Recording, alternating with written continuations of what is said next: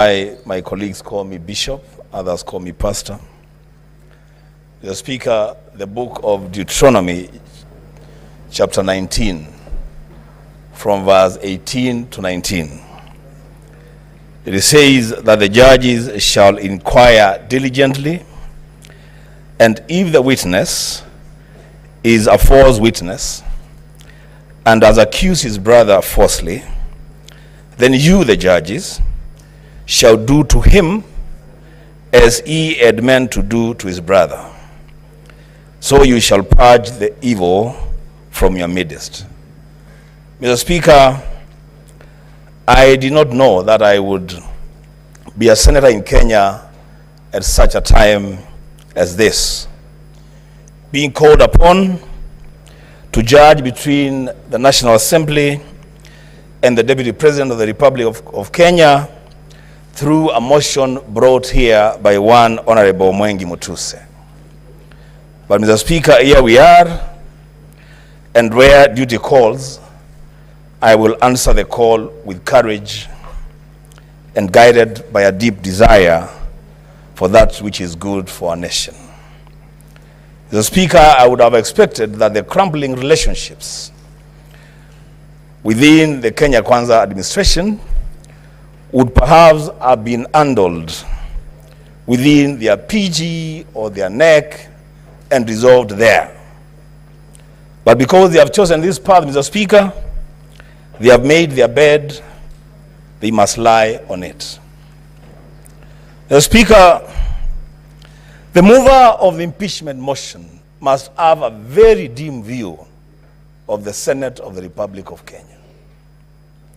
He comes to us with innuendos, falsehoods, sensational statements, and dropping of numbers without a shred of evidence. So, Speaker, he begins his own illustration by saying sometimes in 2023.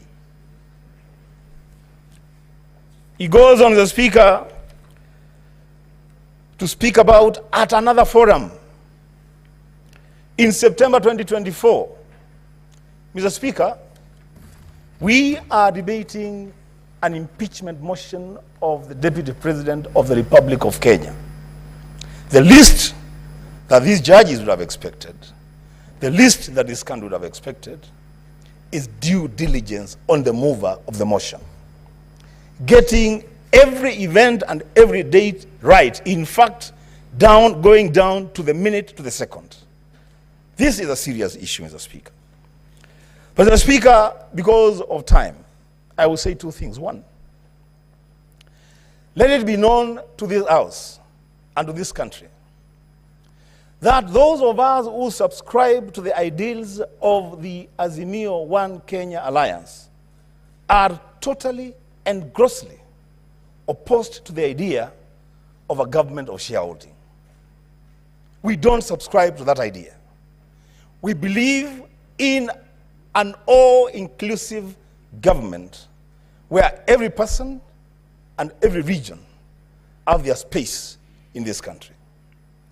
But Mr. Speaker, when that matter was presented to us as an accusation, as a ground for impeachment of the Deputy President, during cross-examination and going through the evidence table before the Senate, it is clear to this House, it is clear to this country,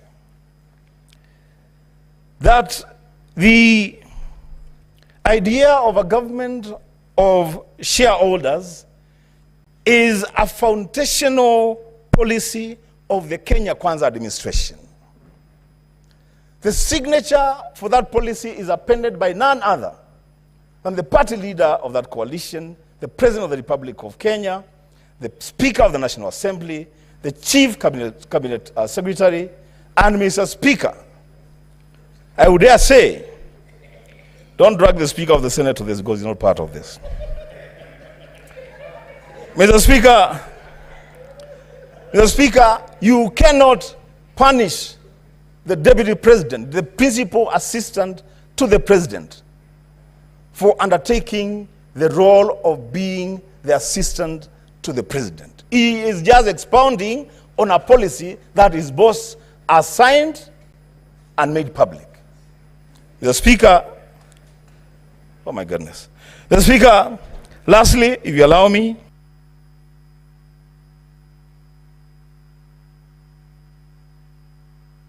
Senator Metho.